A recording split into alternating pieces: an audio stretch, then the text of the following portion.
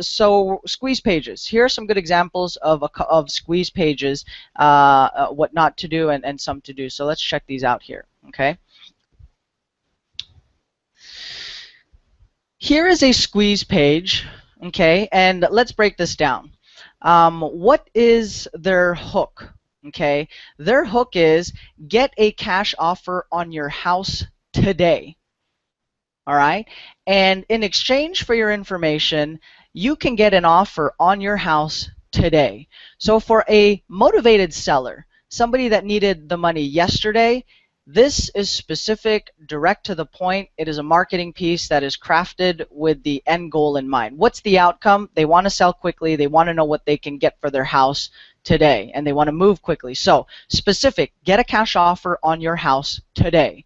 If you don't have the ability to get back to your sellers right away, okay, you can set up this squeeze page, have a confirmation email that will that will get sent to the homeowner after they fill this out to go ahead and just call you, okay, or reach you on your direct line so that you don't miss the email, right? Or you can partner up with a company that has the ability to call your leads within 24 hours to get you the information, and that way you can have a ballpark figure and make a soft pass over the phone. But this is an example of a specific squeeze page.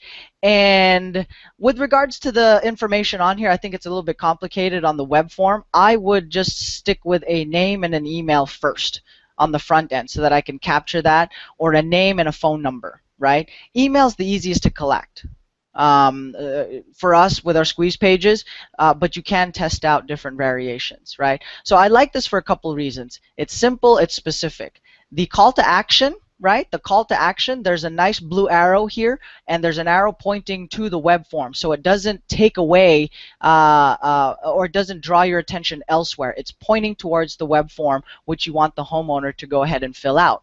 It has social proof. It's got a couple testimonials on here so that it builds social proof, it builds credibility and trust with the particular lead. All right, and in the call to action, again, clear call to action, get my free offer, right?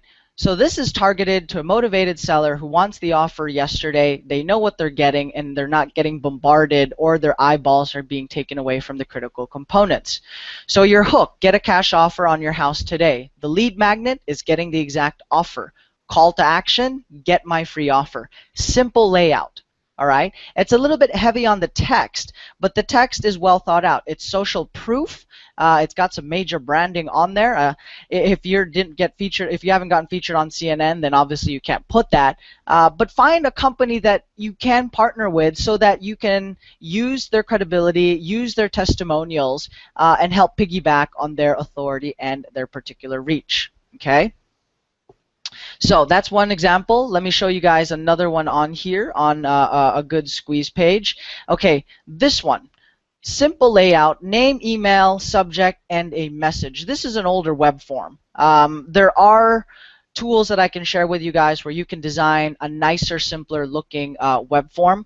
But this one right here, okay, what's missing from this is a clear call to action, right? So the send button on the bottom, not a very good call to action. Get my free offer. Click here to schedule a consultation, right? Click here to get a free report. There's got to be a clearer call to action on this one. What I like about this, okay, is that we talked about having a lead magnet, right? Or how our lead magnets have to have a priceless offer and it's relevant to the marketplace. If you're dealing with a homeowner, all right, here is the lead magnet that they provide, and it's actually a whole bunch. But I like it because it's pretty robust. It's a priceless offer. It almost puts you in a no-brainer position that, hey, these guys are providing free personalized home value report and a property profile. There is free carpet cleaning, free box starter kit with tape and accessories, free professional virtual tour, free move, free house cleaning, free professional. So the offers are stacked one on top of the other. I would definitely reorganize the layout of this particular squeeze page. So example of a bad layout, but definitely killer on the offers that they would get for doing business with you. right? I would beef up the call to action button here, all right? And I would maybe reorganize the offers that they're getting. What I like about it is it's pretty robust, and it does put you in a position where you're like, well, heck, you know, we get all this free stuff and we need to move anyway, right? So these guys are targeting homeowners that are in the moving process, that are relocating out of state, right? Or moving to a larger home, or moving down into a smaller home, right? So they're targeting people that are in the moving and transition phase. So their offer is specific and relevant to that particular lead to help them encourage to go ahead and sign in or opt into their particular web form, giving up their name and email, right? And then you can require more information after they've given up their name and email so that you can find out and better customize the solution for them.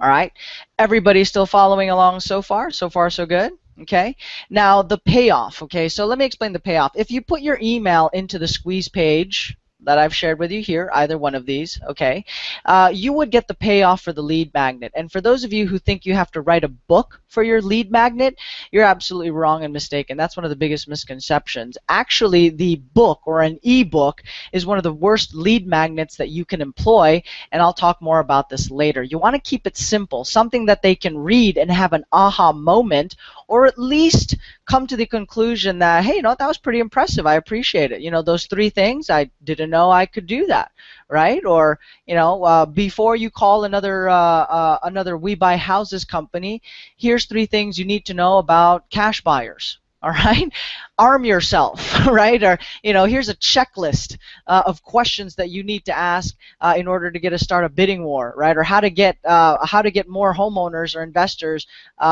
clamoring or chasing after your property and getting the most money out of it. Right, so simpler content that they can digest, and I'll continue to share a couple more examples on here.